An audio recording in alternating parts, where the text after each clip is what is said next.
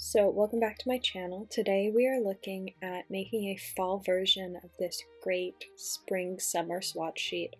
I loved having this sheet over the spring and summer as sort of a reference when I didn't really want to think about what color palette I was using or have to put much effort into choosing colors. It's great to just have a go-to sheet for a couple months. And so I've got this really great square stencil that I made, which makes doing these sheets easier.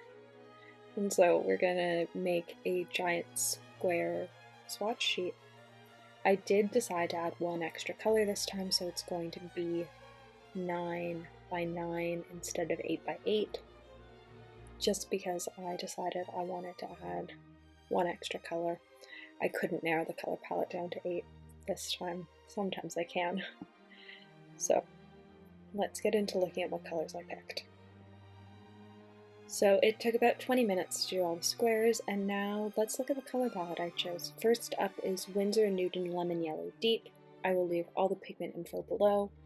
Next up is Winsor and Nude Winsor Orange. I tried to have a good balance of sort of primaries and then also darks. Szmal's Quin Gold, the 310 version, is next. I do have their new version. I don't love it. I'll at some point do a video comparing the two. Next up is Cosmic Creations Ruby. It's currently my favorite red, and I think it works really well in fall palettes. Daniel Smith Phthalo Blue Green shade. As this palette went on, wasn't totally sure about my choice. I do like it though, so I'm going to leave it for now. Marine Blue by Artistic Isle was the ultramarine I chose. I believe it was included in the Yinmin video that I did, and I quite enjoy how it looks. Szmal Cadmium Red Deep was meant to go after Ruby, but I forgot about it, so we're just going to add it in here. Cosmic Creations Van Dyke Brown is up next. I wanted something that would just sort of add darkness and texture to any of the colors, and then Daniel Smith Lunar Black, the same sort of darkness and texture and sort of granulation. I decided I was going to do these all wet on wet. I had no clean palettes, and so we were going to be mixing on the page, which doesn't make the nicest swatches. You tend to get water lines. But it is a much faster way to do a chart like this, and the way I do these charts is that whatever color is the primary color of the column will be at a higher percentage in the mixtures in that column. Which means, unlike some people who will have a palette like this where it will have the color washed out and then not washed out, I have two different colors for each mix. I really like how this works for me. I find that it helps when I'm like trying to figure out which way I need to take a color when I'm mixing in the moment, because I can see, oh, if I add more yellow, it'll take it this way. If I add more blue, it'll take it this way. So I quite like this way of swatching them for a palette like this. I've been doing my mixing palettes like this for probably 2 years that I've made the change. And it's amazing. I don't always mix wet on wet like this, but because I had no other clean palettes, it just so happened to be the best solution I had. Some of them there isn't going to be a huge color change. No matter what, Winsor Orange is always going to overpower Winsor Lemon Yellow. Quin Gold, there's a bit less of it overpoweringness to it because there is some more of the underlying granulation. Ruby and Lemon Yellow Deep have such a pretty color when they're dry. This is when I started to doubt the addition of Phthalo Green to the palette. I was worried that it was too bright and that maybe I had chosen the wrong blue. I'd wanted to go for a blue that was both light and dark, so I'd gone with an ultramarine and a more tealy blue to give me a good variation of greens. but at this point I wasn't totally secure in my decision. I'm happy to say that I do like the decision now, but for a good portion of this palette I really wasn't sure about my choice.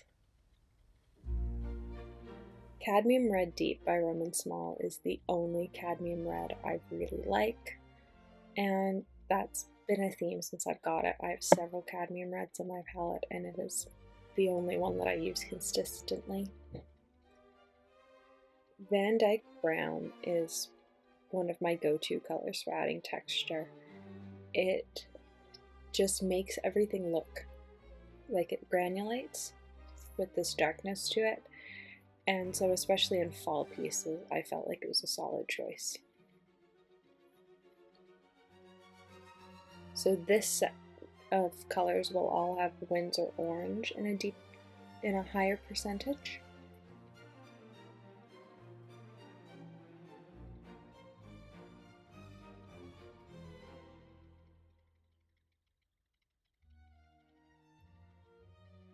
Winsor Orange and Ruby was not my favorite color in this palette. There were some interesting mixes with Winsor Orange, I have to say.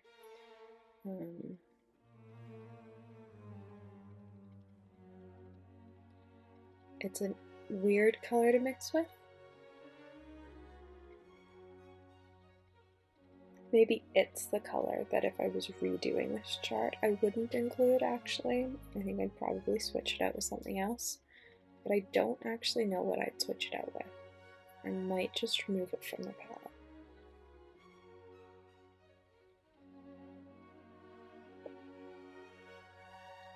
Though I do like it in the mixes where it's not at such a high concentration. So there are pros and cons of every color choice when doing a palette like this. This version of Quinacridone Gold is actually my favorite Quin Gold in my palette currently. For a long time it was the Daniel Smith version, but the Szmal version is definitely my favorite. I do have the new version, but I find it leans a bit too orange for my taste, and reminds me more of a transparent orange than a Quin Gold. I will have to play around with it a bit more though, because I am aware that it's about to become the more readily available version. Or, well, the only available version actually.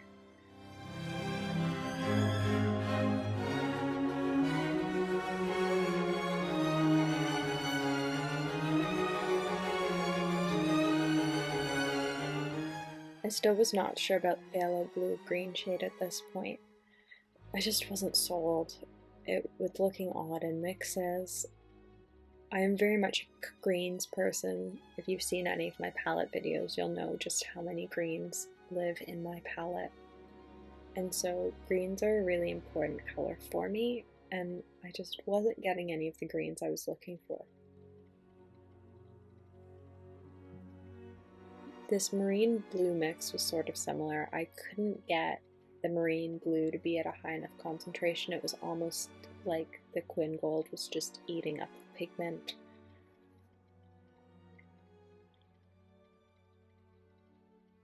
I had the same sort of issue with Cadmium Red Deep, where it just sort of seemed to disappear. So I ended up adding a little bit more, just to have some sort of color change from the original swatch, because that is the goal, that there's some change from plain color to these. The Van Dyke Brown swatches were a favorite, same with the Lunar Black.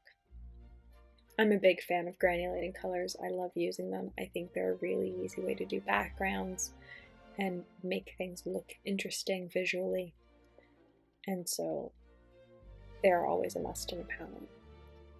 Ruby is technically an extinct pigment, and so I always feel weird using it in a mixing palette like this, but I have to remind myself that there's no point in having paints if you don't use them. And especially in a paint like Ruby, I have no idea how it's going to mix with other colors. There is so little data on it because most brands discontinued it in the early 2000s. I am lucky enough to have a pan of it, and so when I am doing a mixing palette where it fits, I do use it. It doesn't always fit, but it just so happened that it was the right red I wanted. It was bold, it was bright, but I knew from experience that it mixed well with most of the yellows I'd chosen. And it granulated beautifully when mixed with other granulating colors.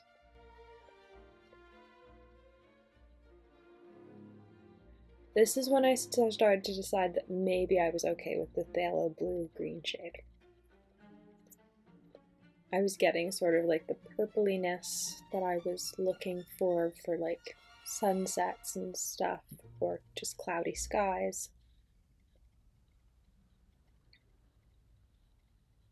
This is also where I sort of streamlined the process with putting down a dot of paint and then going through and adding all the colors I needed.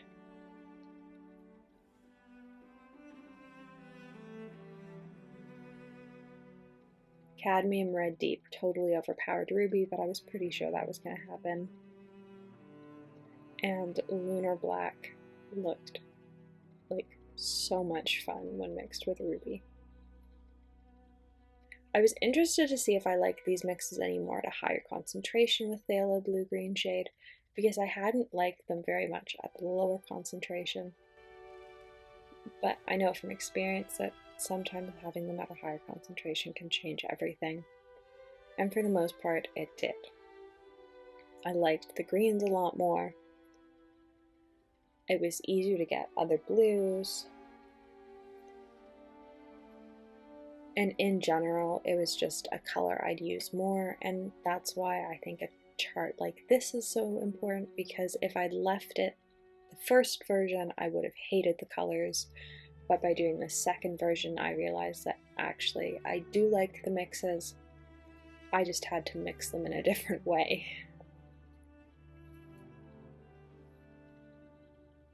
It's also when doing charts like this that sometimes I go and realize that they look sort of similar to granulating colors I have. At some point, I'm gonna have to do a video of granulating colors I have that I don't have the pigment information for, because there were definitely some in this where I went, huh, that looks similar. Next up is Marine Blue, which is an ultramarine blue and one of many that I have in my palette. I have quite a collection of them because depending on how they're processed, they look quite different and granulate differently. This was another one where I like them much more at the higher concentration of blue. The greens were a lot nicer to work with.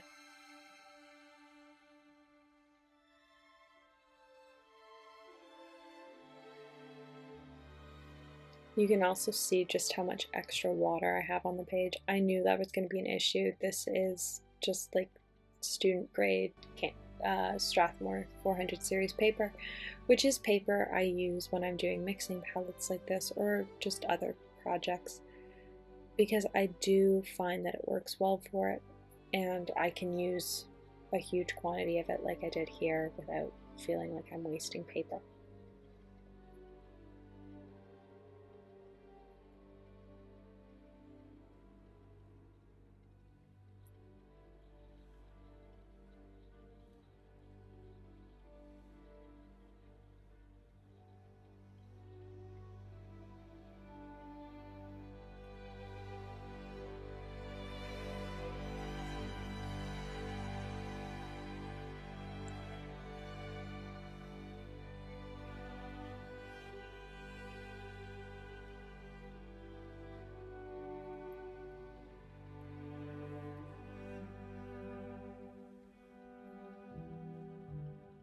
I was interested to see how I'd feel about these Cadmium Red Deep mixes, because I don't tend to mix with Cadmium Red Deep as it's a pretty opaque red.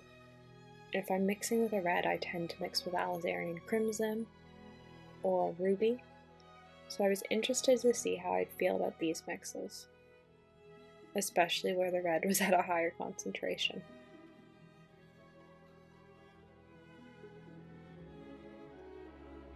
The first several look nearly identical, where the ruby just seems to eat up all the other pigment. I knew that was going to be a concern, depending on what you're mixing with. It's always a bit of an issue. The blues did definitely have a change.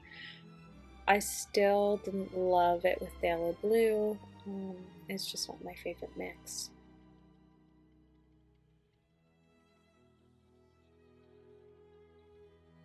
But I did really like the Van Dyke Brown and Lunar Black versions. I really like the Van Dyke Brown version. And then we had two left. And I have to say, these last two are my favorite in the entire palette. They remind me of the Rembrandt Dusk colors and 31 Purplefish Lunar colors. And I guess Daniel Smith Lunar colors as well. They are so much fun, and I can't wait to create with them more over the next couple months. They're just amazing.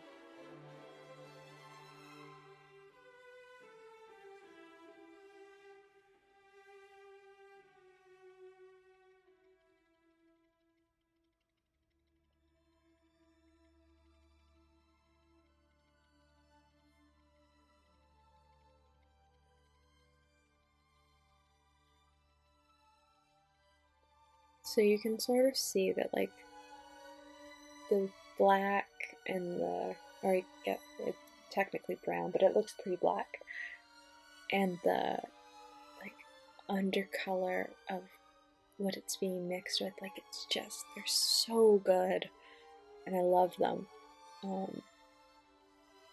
I'm so happy with these colors.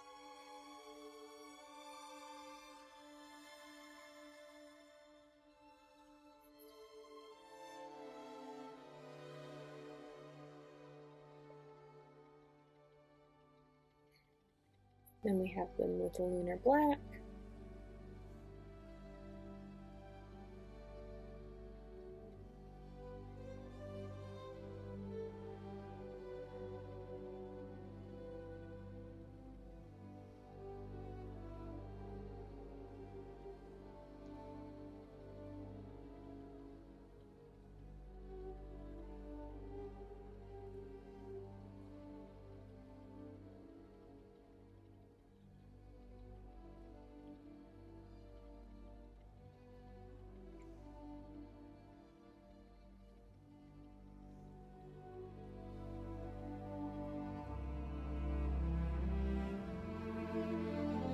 I think they look like so much fun. I don't know that the last two columns necessarily feel fall, but they definitely feel my aesthetic when painting. I am big into granulation and texture, and it's one of my favorite effects.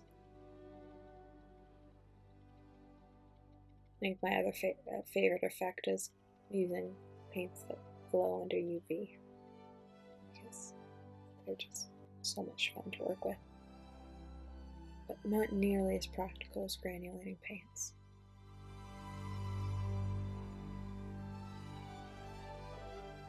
So now it's dry and you can see what all the colors look like. I've definitely got some water lines, but I'm totally okay with that. I know I used way too much water, but I love the colors, and I'm actually going to do a painting because we've got this great color palette. So let's actually test it out in practical application and see how it works.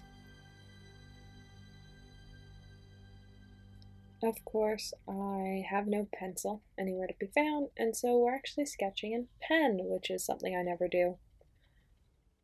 It's just not my style, really. So enjoy me trying to sketch this out in pen. I will leave the paper details below. I think I've got a piece that has it stamped what paper I'm using. I got all my paper cut down into sheets, and this package happened to have 4 different types of paper in it, and it's been such a long time that I can't remember what I ordered. It feels like it's Legion paper though. I don't know which version of it is though, so I'm gonna have to check. I was going for vaguely oak leaf-like shapes. They're just my favorite leaf to draw, and especially because I was doing this in pen, I wasn't going to do something as hard as a maple leaf. If I had a pencil, that's one thing, but doing this in pen, yeah, no. I went in wet on wet because I find that easiest when I'm working on a paper that I'm not totally sure what type it is. And I just used the colors that I had swatched out in the palette and just sort of played around with them. There was a bit of 3-color mixing that happened. It was mostly still 2-color mixing. And it was just a lot of having fun and sort of testing out this palette that I'd created. I do sort of do a mock-up when I'm creating a palette, but that doesn't give you the full effect. And so when I swatch something like this out, yes, that's the color swatches, but that doesn't like test drive a palette and see how it works in practicality. And so even though this color palette seemed like it was going to be the right decision, I wasn't totally sure that I'd made all the right choices. I'm happy to say though that after doing this painting with it, I'm pretty happy with my choices. These little dots that I've put on the page are from a local glass artist who makes glass blobs, and I love using them as both flat lay items and also just page weights. They're pretty flat, so they don't get in my way when I'm painting, and I love them. I am going to leave you here. I hope you enjoy watching me paint the rest of the leaves and the background. I had quite a lot of fun putting this palette together, and I'm looking forward to painting with it over the fall when I end up getting stumped and just want something easy to reach for. Let me know if you have any go-to colors when you're putting together a palette for the seasons, and do you change up your palette with the seasons? I know some people don't. I find that it helps to center me if I know that I've got a set of go-to colors that aren't just the basic primaries. So in this case, having several yellows, some weird reds, and then a brown and a black helped to just sort of break up what looks like a traditional palette, but I think personally is far more fun.